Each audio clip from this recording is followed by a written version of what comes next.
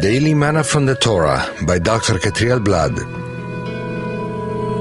Shalom and welcome to this new week with Parashat Tavoh, when you come.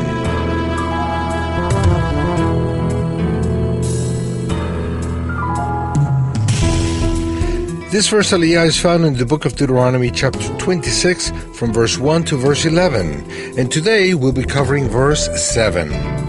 Then we cried out to the Lord, the God of our fathers, and the Lord heard our voice and saw our misery, toil, and oppression. Why do we have to cry out to the Eternal? The Eternal listens to the prayers of those who seek Him sincerely. However, there are situations men may go through which require more than one prayer and a special out-of-the-ordinary prayer. There are moments in which men need to cry out to heaven to get an answer to his prayer, and especially if he is under oppression caused by spiritual powers in the air, or even inside him. The sons and daughters of Israel were oppressed, not only by political but also by spiritual powers, for 400 years. Deliverance from that oppression was not an easy thing. Large spiritual battles were required to bring redemption into that humanly impossible situation. It's possible that the chosen people's prayers for deliverance weren't that intense at the beginning, because the situation they were in wasn't totally bad and they could stand it. However, as the enslaving pressure built up, also the tone of the people's prayers changed in intensity and depth. Their cry to heaven was stronger, and there was a moment in which the clamor was heard in heaven in a decisive way. There is a moment when a man's cry breaks through certain limits and breaks spiritual barriers.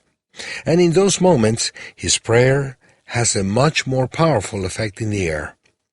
The scripture teaches us that a clamor is necessary to obtain answers to certain prayers. The Hebrew word used in this text to cry out is tzak, and it has to do with a loud and strong cry, many times a result of a deep anguish, the kind one feels when facing a threatening great danger. In a situation of danger of death, one screams loudly and strongly. That's the kind of shout referred to here, and when that cry is accompanied by faith, it is heard in heavens. Then they cried out to the Lord in their trouble, and He delivered them from their distress. Psalm 107, verse 6. Then He said to them, "Suppose one of you has a friend, and he goes to him at midnight and says, 'Friend, lend me 3 loaves of bread, because a friend of mine on a journey has come to me, and I have nothing to set before him.' Then the one inside answers, 'Don't bother me. The door is already locked, and my children are with me in bed. I can't get up and give you anything. I tell you, though he will not get up and give him the bread because he is his friend, yet because of the man's boldness, he will get up and give him as much as he needs. So I say to you, ask, and it will be given to you. Seek, and you will find. Knock, and the door will be opened to you. For everyone who asks receives, he who seeks finds, and to him who knocks the door will be opened." Luke 11, verses 5 through 10. And He told them a parable to the effect that they ought always to pray and not lose heart. He said, in a certain city there was a judge who neither feared God nor respected man. And there was a widow in that city who kept coming to him and saying, "Give me justice against my adversary." For a while he refused, but afterwards he said to himself, "Though I neither fear God nor respect man, yet because this widow keeps bothering me, I will give her justice, so that she will not beat me down by her continual coming." And the Lord said, "Hear what the unrighteous judge says. And will not God give justice to His elect, who cry to Him day and night? Will He delay long over them? I tell you, He will give justice to them speedily. Nevertheless, when the Son of Man comes, will He find faith on earth?" Luke 18, verses 1 through 8.